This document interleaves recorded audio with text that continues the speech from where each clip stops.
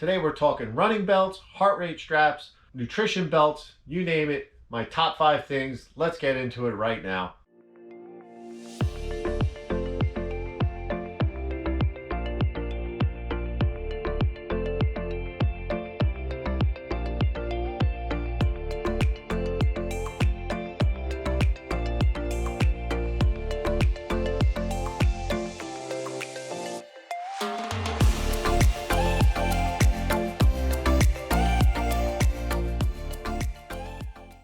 All right, welcome back family, team, and YouTubers. Thanks for tuning in. This week we have a special video for you.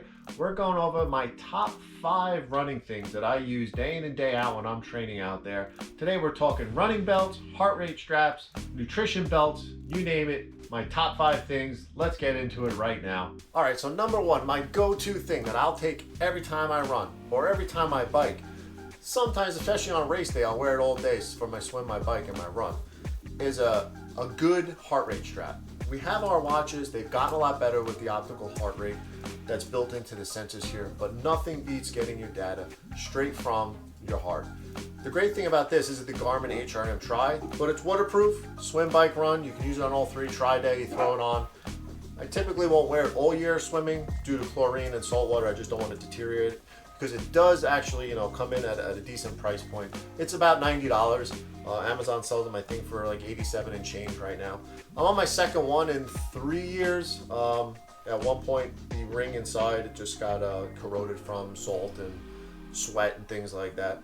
But tried, true, and tested, definitely works. The great thing about this, when paired with your Garmin watch, will give you other things that you need, such as left-right balance when you run, cadence, steps per minute, ground contact time, and it gives you that solid heart rate data. You're not going to get these random peaks.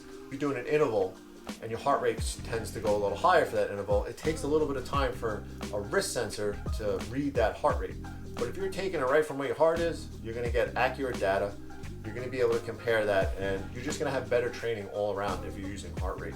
So definitely recommend, if you're looking to take that training maybe to the next level after being a beginner and just using a regular wrist type heart rate, then definitely step up, grab something that grabs a little more data. It'll store it right into your Garmin account if that's what you're using, and then you can look back on it and compare a lot more things. All right, number 2 is this go-to running belt. Super simple. I mean, it's by Sport People. It's probably going for about, I don't know, $13, $15 on Amazon, pretty cheap. That's where I get it. I think, again, in about 3 years now I've been using this. I'm probably on my second one, but for $13 you can't beat it. This one's been in used for a couple months now. It basically looks brand new. The great part about this, it comes with 2 pockets. So when I go for my runs, anything up to about an hour, 10K, this is what I'm just gonna grab, because only thing I need, key. Everyone's got a little key fob now for their cars and everything like that. That little pocket right here will fit that. Nice and easy, you can zip it out of the way, and it's done. You don't have to touch it till you're done with your run. And most phones, I don't have the huge Max, whatever Apple phone that they have right now, just a regular 10 or 11, anything that's a normal size. It's an expandable pocket, so that phone, right in there, it's adjustable. You throw this right around your back, on the lower part of your back, tuck it in, adjust it. It doesn't really bounce much. It's got tons of elastic. You'll be good to go out there. Even on my longer bike rides, if I want to secure my phone and my key, because I'm traveling somewhere and then I'm going to ride my bike, sometimes I'll just throw this on as I'm bike riding as well, just because it keeps everything right here. $13, you can't beat this. I mean, I'll probably wear one of these. As long as they keep making this one, I have no reason to look for something else. All right, number 3 is another belt on the list. The only reason why I recommend a different type of belt sometimes is it's getting hotter out. If I'm going for that hour plus run, I'll start to want to bring water or electrolytes or something like that for me. So anything over 6 hours, I'll usually, over 6 miles rather, I would usually go through about 2 bottles these size right here. They're 2 10-ounce bottles that come with this. Super secure, these don't pop out. They even have a little lanyard to put on top of the bottle in there. But just sliding them in and out, I don't have any problem whatsoever. I don't ever use that top strap. So you fill it up, you put these 2 bottles in, you're good to go, and you actually have that little pouch right here, which is perfect. It fits the phone, and there is even another little pouch in here. It will fit that small key fob and my phone right here. It'll zip up, and you're good to go. Same thing, I'll typically wear this more so in the front, just because in the back I feel like the bottles tend to bounce a little more, but I really don't get much bounce. There's like a grippy, sticky type material right here that keeps that nice and secure. Again, I don't really like running with a water bottle. It just throws off my balance. I switch it back and forth. It just becomes really cumbersome. So something like this, again, phone, key, 2 bottles, and again, for under 20 bucks, I think it's $18 right now, and it comes with the bottles. I mean, so for $30 basically, you can get both running belts. I have no problems with the quality on them. They last. Again, this is probably my second one in 3 years, but for the prices we're talking about for these cheaper accessories, I mean, they're almost like a yearly item, like a disposable item. You use it, you tear it up, and then you get rid of it and you get a new one next year. You know, they're that cheap we're able to do that. Now, here's another one out there for the guys and the girls. So when I ran the last couple years, I've typically run with a visor, a hat, just to keep that sweat out of your eyes. But this year, just kind of decided to go with something a little different. Headbands, pretty simple, right? But try and find a good headband. When you go on Amazon, I type in, sweatband, headband, whatever it is, for when I'm on the trainer inside or I'm out on a run, and found a good one for you. So these are by Poshei, P-O-S-H-E-I. Again, I'll put that link down in the description below. They come in about a 3-pack for $11. Use these now for about 6 or 7 months. I have 2 packs of them, and they look brand new still. Wash them after every workout. I'll wear them when I'm on the trainer. Keeps that sweat out of your eyes, that burning salt sensation that you get in your eyes. Out on the run in the summertime, it's great. Again, it absorbs, it moisture wicks, so it's not running down into your eyes.